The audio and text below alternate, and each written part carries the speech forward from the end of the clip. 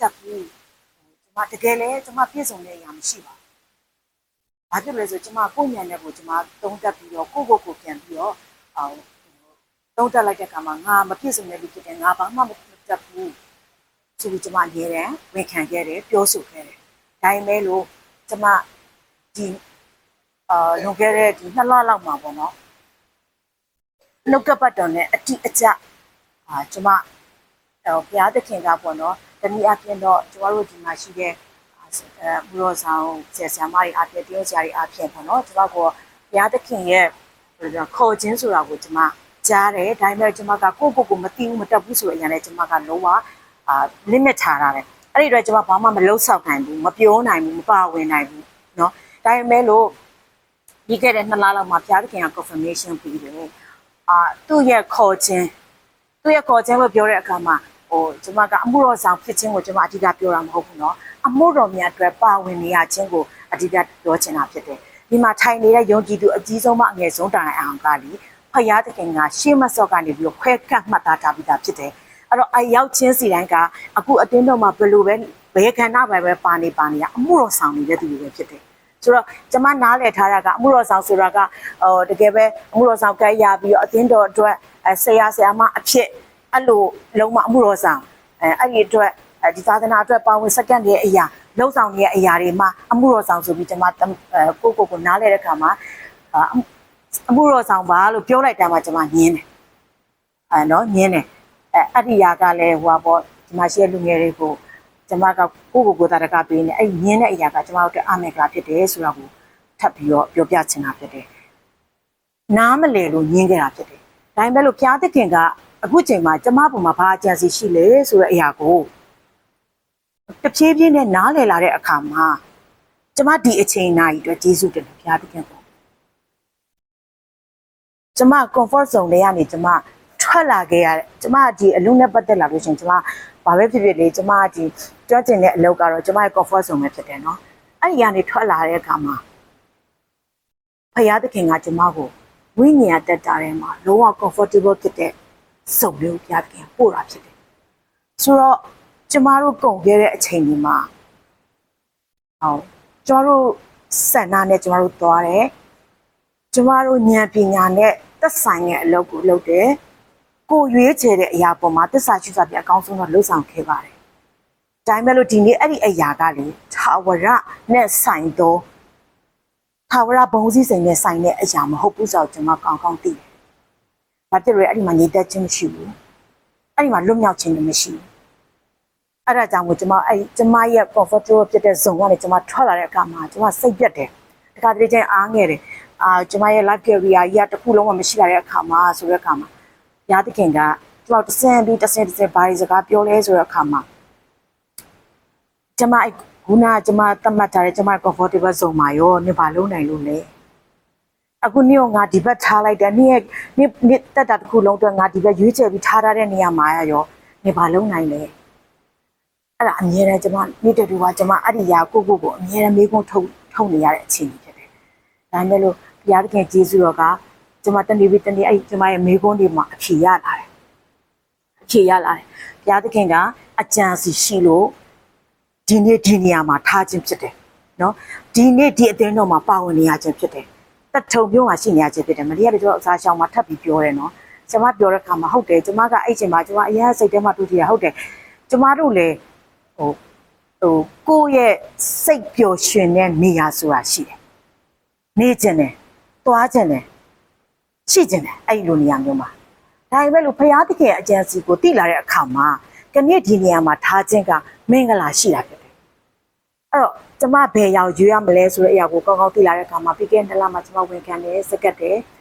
ကျမဆရာမတယောက်ကိုကျမဝန်ခံတယ်တတ်သိခံတယ်ကျမတကယ်လုံးဝကျမဒီဖယားရဲ့ဝိညာဉ်ထဲမှာရှိတဲ့ comfortable zone ကိုကျမလုံးဝသွားတော့မယ်ဆိုပြီးစကတ်အနည်းနဲ့ခါမှာဘုရားရဲ့တနာခြင်းဘုရားရဲ့ကျေးဇူးပြုခြင်းနေနဲ့ဘုရားရဲ့အတစ်တော်ကျမတို့သင်ခြင်းနေနေ့ရက်တိုင်းမှာကျမမှာရှိတာဖြစ်တယ်ဆိုတော့ကျမအခုနှုတ်ကပတ်တော်ကိုနှုတ်ကပတ်တော်နည်းနည်းစီတော့ပြောသွားမှာဖြစ်တယ်ဒါပေမဲ့လို့ကျမကိုယ်တိုင်ရဲ့ကိုယ်တိုင်ခံစားနေရတဲ့ကိုယ့်ရဲ့ life ကနေပြီးတော့ဖြစ်လာတဲ့တသက်ကြံနေတယ်ပဲကျမအားပေးချင်တာဖြစ်တယ် ဆိုတော့ဘုရားသခင်ကျေးဇူးချီးမွမ်းတယ်ဒီတစ်ပတ်တည်းမှာကျွန်မဆုတောင်းတယ် diversity ပေးရမယ့်အခါမှာကျွန်မမှာရှိကျွန်မဆုတောင်းပြီးတော့စက္ကပ်ပြီးတော့ဘုရားကိုတာ၍သိချင်တဲ့အတွက်ပေါ့နော်ကျွန်မစူးစမ်းပြီးရှာတဲ့အရာတွေရှိတယ်ဒါပေမဲ့လို့ဒီຢာကလည်းသူများရဲ့တုံ့တင်ခြင်းကိုကျွန်မကတဆင့်ပြန်ပြီးတော့ခံယူရင်းနဲ့အသက်တောင်တိဆောက်တာဖြစ်တယ်ဆိုတော့ Bible study ပေးရမယ်လို့တပတ်လုံးတည်လာတဲ့အခါမှာကျွန်မဆွတ်တောင်းတယ်ဘုရားသခင်ရဲ့လို့ကျွန်မတည်ထားတဲ့အရာလည်းရှိတယ်ကျွန်မကိုယ်တိုင်လည်းဆွတ်တောင်းထားတဲ့အရာလည်းရှိတယ်ဒါပေမဲ့လို့ကိုတော်ပြောစီလို့တဲ့အရာပြောပါဆိုပြီးကျွန်မဆွတ်တောင်းတယ်ကိုတော်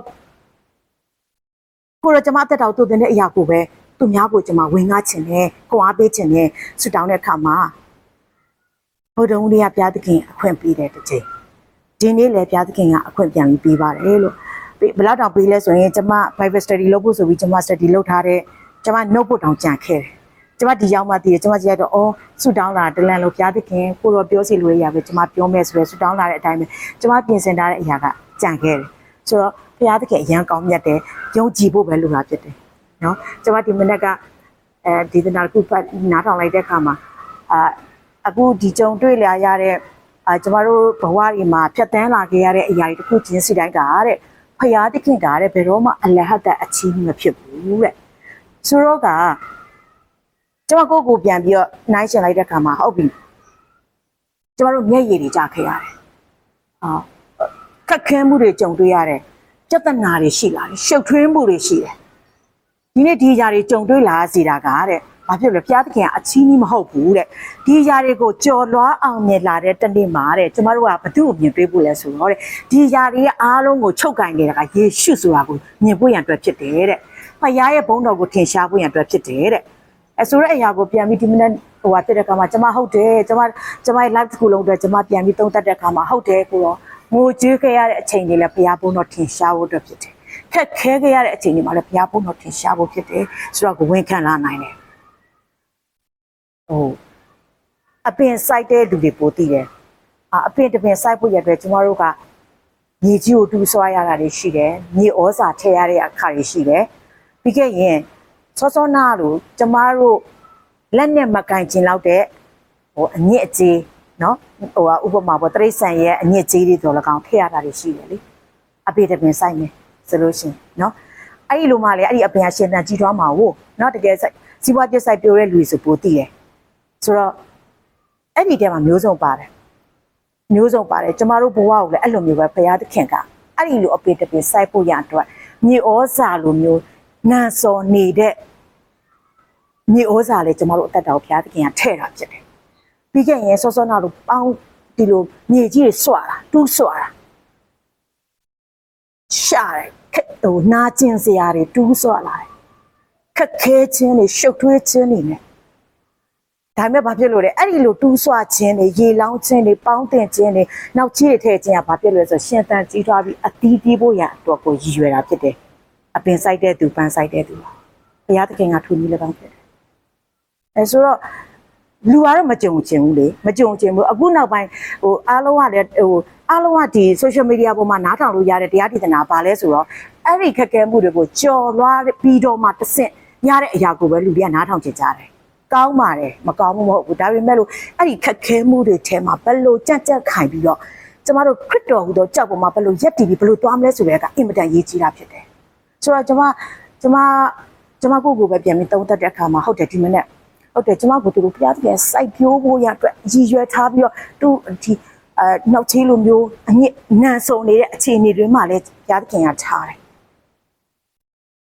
ဒါပေမဲ့လို့ဖခင်ကိုအခုချိန်မှာချီးမွမ်းတတ်တော်သူကထာဝရရာကိုမြင်တော်သူပဲဖြစ်တယ်ဆိုတော့ယေရှုတော်ကြောင့်ကျမမျက်ရည်ကျခဲ့တဲ့အရာတွေကျမငိုကြွေးခဲ့တဲ့အရာတွေကျမခက်ခဲခဲ့ရတဲ့အရာတွေကျမရှုပ်ထွေးခဲ့ရတဲ့အရာတွေကျမမလိုချင်တဲ့အခြေအနေတွေအားလုံးတော့ဘုရားကျေးဇူးချီးမွမ်းတယ်နော်ချီးမွမ်းတယ်ဒီຢာကကျမရဲ့ live ကိုတက်တိခိုင်နဲ့ဝင်ရတာဖြစ်တယ်နောက်ဒီကျမ်းစာထဲမှာကျမဒီတစ်ပတ်ဘာလို့ပြန်ပြီးစင်ကြံလဲဆိုတဲ့အခါမှာဟုတ်ပြီကျမတို့ကအခုဘယ်လိုပြောရမလဲအချင်းချင်းကိုကျမတို့ကအခုတီဆောက်နေတဲ့တီဆောက်ရိုးနဲ့လေဘယ်လိုပြောတီဆောက်နေတဲ့ကာလလိုပဲဆိုကြပါစို့နော်ကျမတို့အချင်းချင်းမှလေဟိုလူတက်ဒီလူတက်စတဲ့ပြောပါကျမတို့အဲ့လိုအချင်းချင်းတီဆောက်လာတဲ့အခါမှာကျ ကျမတို့ရဲ့ဒီအတိုင်းဝါးလေးတစ်ခုလုံးကတော့ကျမ်းမာသွားတာပေါ့ကျမ်းမာတာပေါ့နော်ကျမ်းမာသွားတယ်ဒါပေမဲ့လို့ကျမတို့နဲ့ထိဆက်နေတဲ့ဒီအတိုင်းဝိုင်း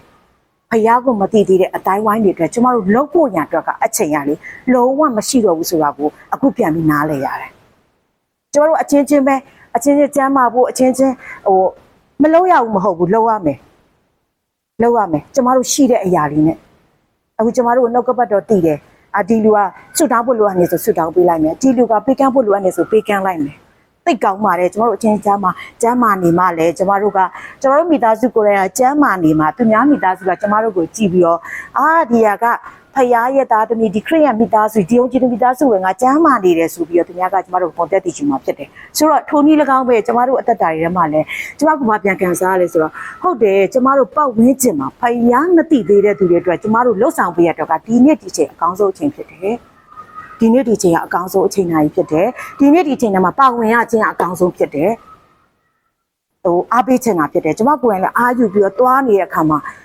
ဒီနေ့မှာငါဒီနေ့လှုပ်ဆောင်ဖို့ရတော့ဘုရားကငါ့ကိုအလိုရှိလို့ဒီနေ့ဒီနေရာမှာထားခြင်းအတွက်ငါအကောင်းဆုံးပါဝင်မယ်စက္ကန့်မယ်လှုပ်ဆောင်မယ်ဆိုပြီးတော့ကျမတွားနေတာဖြစ်တယ်ဆိုတော့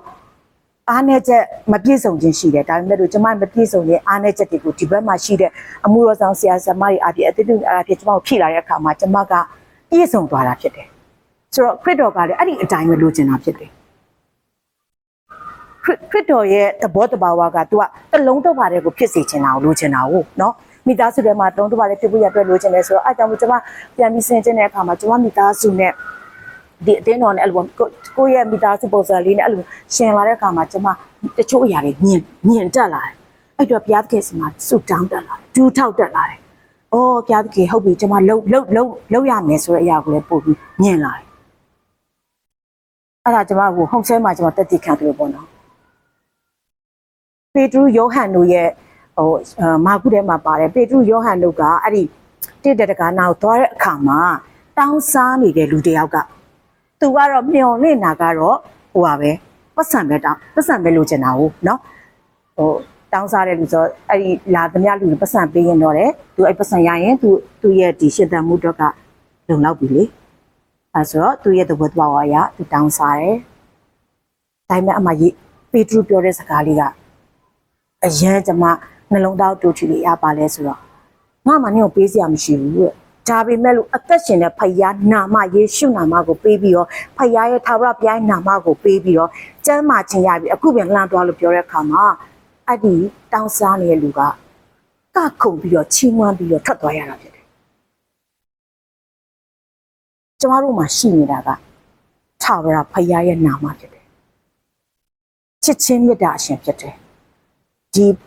ပြည့်စုံခြင်းအရှင်ယေရှုနာမဖြစ်တယ်ကျမ်းမာခြင်းအရှင်ဖြစ်တယ်ဆိုတော့ဘာကိုပြောချင်တာလဲဆိုတော့ကျမတို့အခုကြိုက်ဆွဲနေတဲ့ယေရှုနာမယေရှုလို့ခေါ်တဲ့အရာကကျမတို့ physical ဘိုင်းမြင်နေရတဲ့ကောင်းကြီးခံစားရဖို့အသုံးချကံဖို့တတ်တမဟုတ်ဘူးဖယားရဲ့နာမကတကယ်ကြီးမြတ်တဲ့နာမလွတ်မြောက်ခြင်းအရှင်နာမဖြစ်တဲ့အတွက်ဖယားနာမကိုကြိုက်ဆွဲလိုက်တဲ့အခါမှာတကယ်ထောက်ရအသက်နဲ့ဆိုင်တော့စောစောနာကခြေမစွန်တဲ့လူကချစ်ကြောက်ကိုလှမ်းသွားရတဲ့အခွင့်ကိုပေးတာဖြစ်တယ်ပြောချင်တာပါလေအသက်ရှင်တဲ့အရာကိုရသွားတာဖြစ်တယ်ဆိုတော့ကျမတို့နေ့တိုင်းကြိုက်ဆွဲနေတဲ့ယေရှုနာမကျမတို့ကြွေးကြော်နေတာကောင်းပါတယ်အဲ့ဒီအရာအပြင်တယောက်တော်သူအတွက်လွတ်မြောက်ခြင်းအစစ်မှန်ဖြစ်ပါစေ physical ဘိုင်းဆိုင်မှာလိုအပ်ချက်အတွက်ပဲအများအားဝန်ခံနေတော့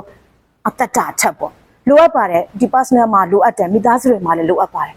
ရုပ်ပိုင်းဆိုင်ရာမှာလိုအပ်ချက်တွေအများများစွာရှိတယ်ကျမအဲ့ဒီအောင်မတောင်းရအောင်မပြောဘူးဒါပေမဲ့လို့ကျမတို့တောင်းလျှောက်လိုက်တဲ့အရာကထာဝရနဲ့ဆိုင်တဲ့အရာကိုပဲတောင်းလျှောက်ဖို့ရတော့ကိုအသက်တပံကျမပြန်ပြီးနားလည်ရတယ်ဘုရားရှင်နာမဘုန်းကြီးပါစေဆိုတော့အဲ့ဒီလိုမျိုးတဒတ်တူဒီတမကျန်းစာထဲမှာကျမဥပမာတွေလက်ပြခက်တာမှာအများကြီးတွေ့ရတယ်အဲ့ဒါဆိုလို့ရှိရင်ကဲအဲ့ဒါဆိုရင်တော့အခုကျမ်းမာခြင်းလိုအပ်နေတဲ့သူတွေအားလုံးကိုဘုရားသခင်ကဘာလို့ကျမ်းမာခြင်းမပေးရလဲဆိုရဲမိခွန်းကလည်းတစ်ဆက်တည်းဖြစ်လာတယ်နော်ခုနဥပမာနာကြည့်လိုက်တဲ့အခါမှာဟုတ်တယ်အသက်ရှင်တဲ့ဘုရားရဲ့နာမအဖြစ်တော့ပြောလိုက်တယ်တကယ်လဲကျမ်းမာသွားတယ်ဒါပေမဲ့လို့ကျမတို့ထဲမှာမကျမ်းမာတဲ့အရာတွေရှိနေတယ်ဘာကြောင့်လဲဆိုတော့မိခွန်းရှိတယ် ယေရှုခရစ်တော်ဖခင်ကစစ်မှန်တဲ့လွတ်မြောက်ခြင်းပေးတယ်စစ်မှန်တဲ့ကျမ်းမာခြင်းပေးတယ်ဆိုတဲ့အရာကိုအတ္တိသူကိုယ်တိုင်ကယုံကြည်ဖို့လိုနေတာဖြစ်တယ်။အဲဒါကြောင့်မို့ဖခင်ကိုယုံကြည်တယ်လို့ပြောတဲ့အခါမှာလေအရန်လွယ်တယ်။ယုံကြည်ခြင်းကပြောလို့ရှိရင်တော့လွယ်ပါတယ်။မိယုံကြည်လားယုံကြည်တယ်ထာဝရတက်ပြီးလို့ယုံကြည်တယ်အချိန်မရွေးကျမတို့တရင်တို့မေးရင်တော့မှကျမတို့ဝန်ခံရတာလွယ်တယ်။ဒါပေမဲ့လို့ကိုယ့်ရဲ့အသက်ရှင်မှုမှာအဲ့ယုံကြည်ခြင်းပါမပါဆိုတာကတော့နေ့ရက်စတိုင်းမှာစစ်ဆေးလို့ရတယ်။အဲ့ဒါကျွန်မကိုပြန်မြင်လာရတဲ့အရာတစ်ခုဖြစ်တယ်။နောက်ပြီးယုံကြည်သူတွေကအဲ့ထူးသဖြင့်ကျွန်မဆိုလည်းပြောတတ်တယ်ကျွန်မတို့ကအများနဲ့ကျေးဇူးတော်ချီးမွမ်းတယ်ပေါ့တစ်ခုခုဖြစ်တာပြားသခင်ရဲ့ကျေးဇူးတော်ပဲဆိုပြီးအများနဲ့ဝန်ခံတတ်တယ်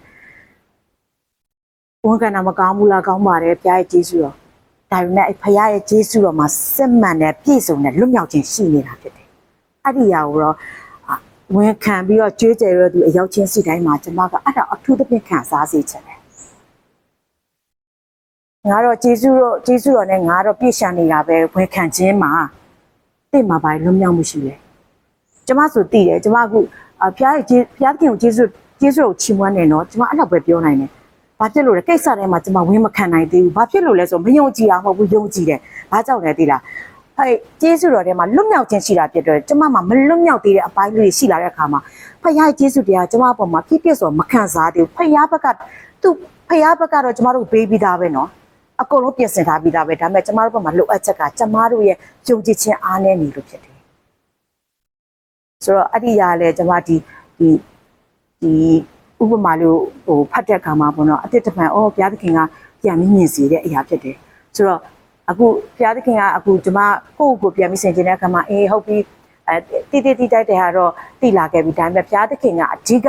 တောင်းတဲ့အရာဘာလဲဆိုတဲ့အရာကိုလည်းကျမတို့အခုပြန်ပြီးတော့ပေါ့နော်အဲ့ဒီတစ်ချက်ကိုလည်းပြန်ပြောပြချင်တယ်ဘုရားသခင်ကဘာကိုတောင်းနေရလဲဆိုတဲ့အခါမှာကျွန်တော်အားလုံးသိတယ်ယုံကြည်သူတွေကအားလုံးသိတယ်ဘုရားသခင်ကဘာဖြစ်လဲတုတ်တကြမ်းထဲမှာလည်းပြောတယ်ကျမ်းစာထဲမှာလည်းပြောတယ်နှလုံးဝယ်ပေးခိုင်းတာနော်အသက်ရဲ့အရင်ဖြစ်တဲ့ဒီငါသားဒီနှလုံးငါပေးလို့ပြောတဲ့အတွက်နှလုံးသားဝယ်ပေးခိုင်းတာဖြစ်တယ်ဆိုတော့ဒါတော့အားလုံးသိတယ်ကျမ်းစာအရာဒါပေမဲ့ဘုရားသခင်ကကျမ်းစာထဲမှာဥပမာကြီးထဲမှာတောင်းတဲ့အရာတွေရှိတယ်ဒီဓမ္မဟောင်းကျမ်းနေထဲမှာလည်းဒီအေလိရှေလက်ထက်မှာဟုတ်တယ်နော်အေလိယလက်ထက်မှာပြင်မယ်မုတ်ဆိုးမတရားကိုတောင်းတာလေတွားပြီးတော့သူ့ချောင်းတစ်ခုဘေးနားမှာသူသူ့ကိုနေခိုင်းတဲ့အချိန်မှာအဲ့ဒီမြို့သွားအဲ့မှာမုတ်ဆိုးမတရားကိုငါမှာထားမယ်အဲ့ဒီမုတ်ဆိုးမအားဖြင့်နင့်ကိုကြိုးမမယ်ဆိုပြီးတော့တွားတဲ့အခါမှာအဲ့ဒီမုတ်ဆိုးမသားမိမကလည်းသားမိနှစ်ယောက်စာစားဖို့ပဲရှိတော့တာစီအနှဲငယ်နဲ့မုတ်နေငယ်ပဲရှိတော့တာသူတို့နှစ်ယောက်သားမိနှစ်ယောက်စားပြီးရင်ဒါသူတို့သားမိနှစ်ယောက်ကတည်ရတော့မယ့်အချိန်ကြီးရှိတယ်ကျွန်မဘာကိုပြောချင်တာလဲဆိုတော့ကျမတို့ကဘုရားသခင်စီမှာတောင်းလို့ရတာမှန်တယ်ဖခင်လည်းကျမတို့စီမှာတောင်းတဲ့အခောက်တွေလည်းရှိတယ်ဆိုတဲ့အရာကိုဒီဥပမာလေးနဲ့ကျမကထပ်ပြောချင်တယ်ဆိုတော့အဲ့ဒီမှာဖခင်ရဲ့လူကတောင်းတယ်ငါ့ကိုမုတ်ဖုတ်ပေးသူတို့ကဒါပဲရှိတော့တာဒါဒီတခုဒီမုတ်နေငယ်နဲ့စီနေငယ်နဲ့ဒီမုတ်လေးလုပ်ပြီးကျွန်တော်တို့သားမင်းရစားပြီးကျွန်တော်တို့သိရတော့မှာဒါပေမဲ့ဖခင်ရဲ့လူကပြောလဲငါ့ကိုရင်လှုပ်လာခဲ့ဆိုတော့ကမှလှုပ်လိုက်တယ်လှုပ်ပြီးကျွေးလိုက်တယ်သူတို့ရဲ့စီအိုးတွေကနှစ်ကာလတစ်ခုအထိမခံဘဲနဲ့ဖခင်ကဖြစ်ဆိုတော့ဘာကိုခံစားရလဲဆိုတော့ဖခင်တောင်းတဲ့အခါမှာပေးဖို့ရန်အတွက် ready ဖြစ်ပါစေဆိုတဲ့အရာကိုကျွန်မထပ်ပြီးတတိပေးချင်တာဖခင်သခင်ကပေးနိုင်တဲ့ပြဖြစ်တယ်ဘာကြောင့်တောင်းတာလဲမိကုန်းရှိမယ်ဖခင်ကဘာကြောင့်တောင်းတာလဲဖခင်ကဘာလို့တောင်းတာလဲဆိုဖခင်ဘုန်းထင်ရှားဖို့ကျမတို့ကိုထားတာဖြစ်တဲ့အတွက်သူ့ရဲ့သားသမီးပေါ်မှာ तू အကုန်လုံးလုပ်ပေးနိုင်တာ तू သိတယ်လေဒါပေမဲ့သူ့ဘုန်းထင်ရှားတဲ့သားသမီးတွေဖြစ်ဖို့ရတဲ့ကျမတို့ကိုတောင်းနေတာဆိုတော့အဲ့ဒီဥပမာကကျမဖတ်တဲ့အခါမှာကျမလည်းလူငယ်မှာလည်းကျမခွာပေးမယ်ဆိုအဲ့ဒါလေးကိုကျမဥပမာအမြဲပေးတယ်ဒါပေမဲ့ဒီနေ့အသစ်တစ်ပတ်ပြန်ပြီးတော့နားလည်ခွင့်ပေးတဲ့အရာပါလဲဆိုတော့ဖခင်တောင်းနေတဲ့အခါမှာအစင်တစ်ဖြစ်ပါစေဆိုတဲ့အရာကိုအတစ်တစ်ပတ်နားလည်တဲ့အခါမှာ okay ပြားသခင်ယေရှုတင်နေကျမဘာမှမရှိဘူးကျမမှရှိရယေရှုပဲရှိတယ်နော်ကျမဝန်ခံတယ်လို့ပေါ့ကျမစီမှာအခုကြည့်လိုက်လို့ရှင်ကျန်းစာကြောင့်လည်းပတ်သက်တဲ့ဘွယ်လည်းမရှိဘူးနော်ဒီလောကကပြောတဲ့ဘီဘွဲလောက်လေးပဲရှိတာ ကျွန်မဘာမှဝါကြွားစရာမရှိဘူးဒါပေမဲ့လို့ကျွန်မမှာဝါကြွားလို့ရတာကထာဝရသက်ပေးပိုင်တဲ့ယေရှုဘုရားရှိတယ်နော်အရာအလုံးကကျမတို့ဘုန်းတွေအလုံးပေးဖို့ရန်အတွက်ကယေရှုအတွက်ပဲဖြစ်တယ်ယေရှုပဲပေးရမှာဖြစ်တယ်ဒါကြောင့်ကျမတို့ရဲ့လုပ်နေတဲ့အရာတွေကျမတို့ပြောနေတဲ့အရာတွေကျမတို့သွားနေတဲ့အရာတွေကျမတို့လှုပ်ဆောင်နေတဲ့ပါဝင်နေတဲ့အရာတခုချင်းစီတိုင်းကလေကျမတို့အတွက်မဖြစ်စေဘူးအရန်လို့တာဖြစ်တယ်ကျမတို့အတွက်မဖြစ်စေနဲ့ကျမတို့ကိုသူများကလက်ခံဖို့တမ်းမဖြစ်စေနဲ့ကျမတို့ကိုသူများကျမအဲ့လိုပြောတော့ငါအဲ့ဒါပြောငါတို့ကတည်ပြီးသားဟုတ်တယ်ကျမကိုယ်တိုင်ကအစကသူများလက်ခံလာအောင်လူတွေကကျမကိုလက်ခံဖို့ရအတွက်ကျမကလောက်ခဲ့ဘူးတဲ့အချိန်ကြီးရှိလို့ကျမကအခုအဲ့ဒါကိုထပ်ပြီးနားလေလို့ပြောတာဖြစ်တယ်။အဲ့ကြောင့်မို့ကျမအခုပါဝင်ရခြင်းလွတ်ဆောင်ရခြင်းကခရစ်တော်ဘုန်းထင်ရှားဖို့အတွက်ပဲဖြစ်တယ်။ဒါကြောင့်အခုကြုံတွေ့ရတဲ့အခြေအနေမှာကျမစောစောနာစကားကိုပြန်ဆက်မယ်ဆိုရင်ကျမလည်းပဲဖခင်အခုကဘုရားကကျမရဲ့အသက်တာကိုဘုရားကတောင်းနေပြီလေတောင်းနေတဲ့ခါမှာကျမက ready ပဲအခုနမဆုံးမလို့ပဲ ready ပဲရှိတဲ့အရာလေးနဲ့ဘုရားကိုပေးဖို့အစဉ်တည်းဖြစ်သွားတဲ့အခါမှာဖခင်ကနောက်ထပ်ဘာဖြစ်လဲထပ်ဖြည့်လာရမယ့်အရာကိုကျမကြိုမြင်လို့ဖြစ်တယ်ဆိုတော့အဲ့ဒီထပ်ဖြည့်လာမယ့်အရာကရုပ်ပိုင်းဆိုင်ရာမြင်ရတဲ့ကောင်းကြီးကိုကျမမတွေးထားဘူးကျမထာဝရအရာနဲ့ဆိုင်တော့ဖခင်သခင်စီမှာလာတဲ့ဖခင်ဘုံစည်းစိမ်ကိုကျမကိုဘုရားသခင်ခံစားစေမှာဖြစ်တယ်အဲ့အတွက်ဘုရားကျေးဇူးကိုချီးမွမ်းတယ်။ဒါကြောင့်ပေါ့နော်အခုအားလုံးလဲ social media ကိုကြည့်တဲ့အခါမှာသတင်းတွေဖတ်တဲ့အခါမှာနားထောင်တဲ့အခါမှာတော့တရားဟောချက်တွေနားထောင်တဲ့အခါမှာတော့ခနေ့ဒီဘလို့အချိန်ကာလဆိုအားလုံးကသိပြီးသားဖြစ်တယ်။အဲ့ဒါကြောင့်ကျမတို့ထပ်ပြီးနှိုးဆော်ခြင်းနဲ့ထပ်ပြီးနှိုးဆော်ခြင်းတဲ့အရာကဒီနေ့မှာကျမတို့ကကိုယ်အချင်းချင်းကိုပဲလုံနေတာထက်ကျမတို့ရဲ့မိသားစုဘေးမှာရှိတဲ့ကျမတို့ပတ်ဝန်းကျင်ကမယုံကြည်သောသူတွေအတွက်ကျမတို့အလင်းဖြစ်တဲ့ယေရှုကိုပေးဖို့လိုအပ်လာပြီနော်ကျမအဲ့လိုသိလာတဲ့အခါမှာကျမကနာဆူတောင်းကြတဲ့တင်တယ်လို့ပေါ့ကျမတကယ်ဖရားရဲ့အတန်တော်ကိုကြားတက်လာပြီလို့ကျမခံစားလိုက်ရတဲ့အချိန်မှာပင်လေစာရန်ကအကြီးမားဆုံးတိုက်ခိုက်ခြင်းကိုခံရတယ်ကျမတို့ညဘက်ကို4-5 နာရီလောက်ပဲအိတ်ခွင့်ပဲပေးတယ်စာရန်ဒါပေမဲ့ကျမအခုဝန်ခံနေရစာရန်ကိုဝန်ခံနေရမဟုတ်ဘူးအသက်ရှင်တဲ့ထာဝရဘုရားကိုကျမဝန်ခံနေရဖြစ်တယ်နော်ဆိုတော့ဘုရားသခင်နာမကအရန်ကောင်းမြတ်တယ်ကျမကိုဒီလိုမျိုးတွေကြုံတွေ့လာတာနေ့တူကကျမလာတဲ့ကြုံတွေ့လာရတိုင်းမှာကျမလွတ်မြောက်ခြင်းကယေရှုပဲဖြစ်တယ်ဆိုတာကိုကျမများခေါ်လာနိုင်တာဖြစ်တယ်ခေါ်လာနိုင်တဲ့အခါမှာကျမအသက်တာထဲမှာညီသက်ချင်းရှိတယ်ဘယ်လိုပြောမလဲခဏတာတော့ကျမနည်းနည်းရိုင်လဲသလိုဖြစ်သွားပြီမဲ့လို့ကျမကိုဘယ်တော့မှအဆုံးထိဘုရားသခင်ကရောက်ခွင့်မပေးဘူးနှုတ်ကပတ်တော်ထဲမှာသူကပြောပြီးသားဆုံးရောက်သူဘယ်တော့မှမရောက်စေရဘုရားဆိုတော့ကျမကိုဒီရိုင်တဲ့ကနေမပေးဘူးအဲ့အတွက်ကျမဘာလို့ရလဲဆိုတော့တာရီတိုးပြီးတော့ဘုရားကိုရှာရတာဖြစ်တယ်ဘုရားကိုရှာတဲ့နေရာမှာလေကျမ private နေချင်တာရမ်းများတယ်ဘုရားနဲ့စကားပြောခြင်းဆူတောင်းခြင်းဆိုကျမကအခုနောက်ပိုင်းခံစားရတဲ့အရာကဘုရားနဲ့နှစ်ဦးရဲ့အဲ့လိုတွေရမ်းအဲ့လိုမျိုးနေကျင်တဲ့အခါမှာကျမနေတယ်ဒါပေမဲ့လို့ကျေးဇူးတော်ကြောင့်ကျမကိုဝိညာဉ်ဘက်မှာပြုစုနေကြတော့ဆရာဆရာမတွေကကျမကိုပြန်ပြီးပြုစုပေးတဲ့အခါမှာတင်မဲ့ပေးတဲ့အခါမှာအတူတကွဆူတောင်းခြင်းတွေမှာပြန်ပြီးတော့ပါဝင်လာတဲ့အခါမှာအဲ့ဒီစာတန်ကဘယ်တော့မှမနေနိုင်တာဖြစ်တယ်ဆိုတော့အဲ့ဒီစာတန်မနေနိုင်တဲ့အခါမှာစောစောနာပြောသလိုပေါ့ကျမတို့ဒီမှာတူးဆွားတဲ့အရာတွေဖော်ထုတ်တဲ့အရာတွေအနံ့ဆိုးတွေနဲ့လာတယ်နေ့တိုင်းကိုကျမဝန်ခံနေရအရာကဘာလဲဆိုတော့ခရစ်တော်အပြင်ကျမတို့ကအောင်မြင်တော်သူဖြစ်တဲ့ဆိုတာကိုနေ့တိုင်းဝန်ခံရမှာဖြစ်တယ်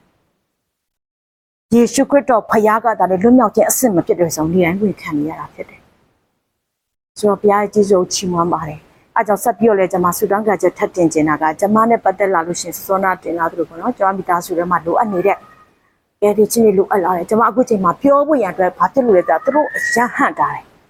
ကျမပြောလို့မရဘူးပြောလိုက်တာနဲ့သူတို့မှာ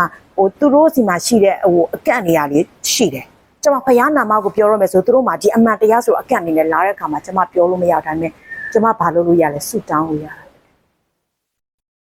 ဖယားသခင်ကဘာဖြစ်လဲတင်တို့နှစ်ဦးသုံးဦးအတူဆူတောင်းတဲ့အလယ်မှာအတူရှိမယ်လို့ပြောတဲ့ဘုရားဖြစ်တယ်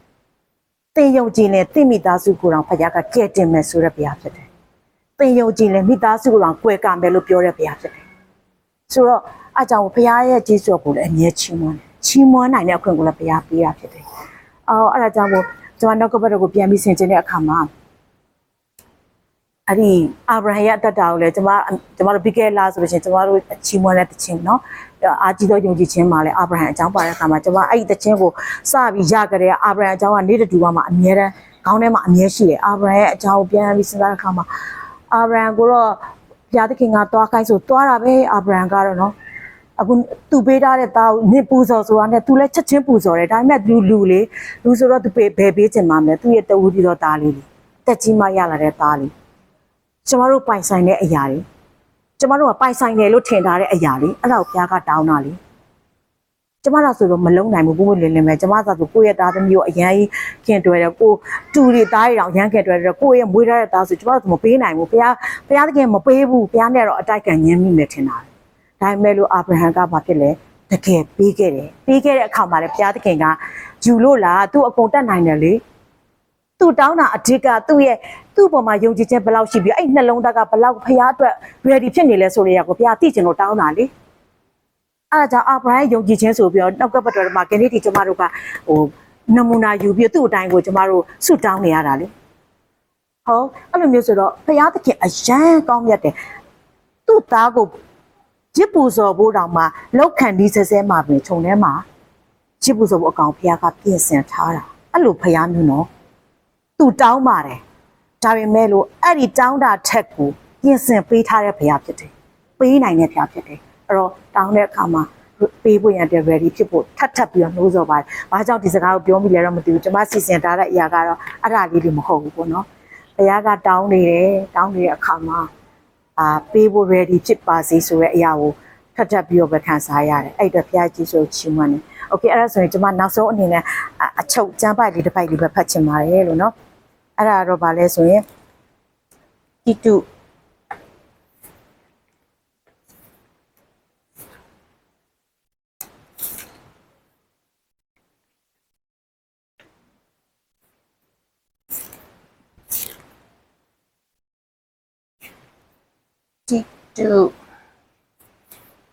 အဲ့ဒီရလေးတိတုဩဝါဒစာအခန်းကြီးနှစ်ပေါ့နော်အခန်းကြီးနှစ်အငယ်ကနားလီနော်ကျွန်မအဲ့ချမ်းပိုက်လေးဖတ်ပြီးတော့ကျွန်မအဆုံးသတ်ခြင်းနဲ့တိတုဩဝါဒစာအခန်းကြီးနှစ်အငယ်16 18ပေါ့နော်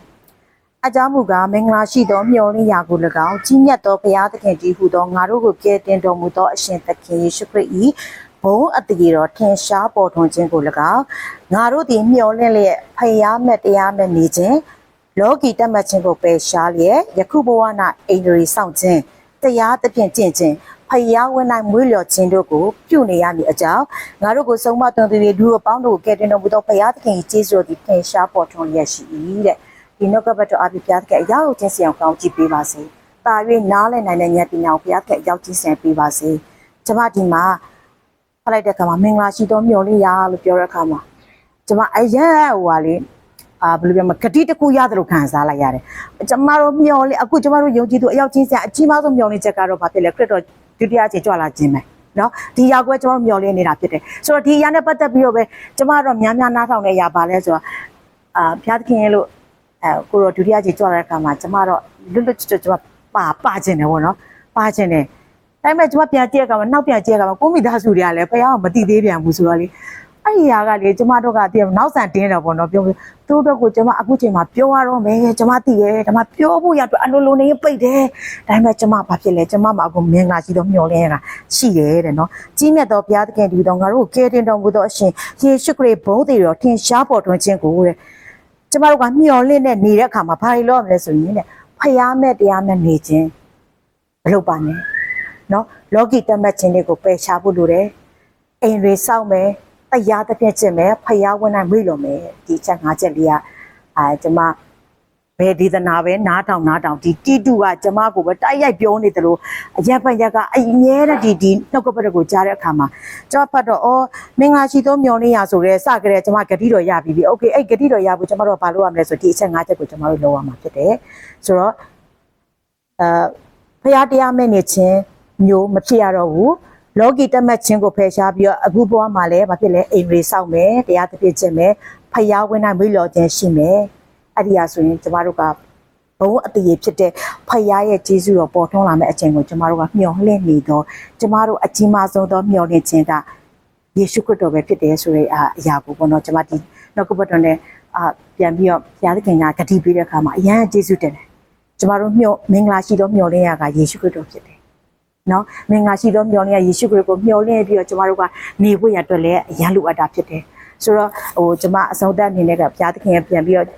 ကျေးဇူးကိုချီးမွမ်းချင်တာပါလဲဆိုတဲ့အခါမှာဘုရားသခင်က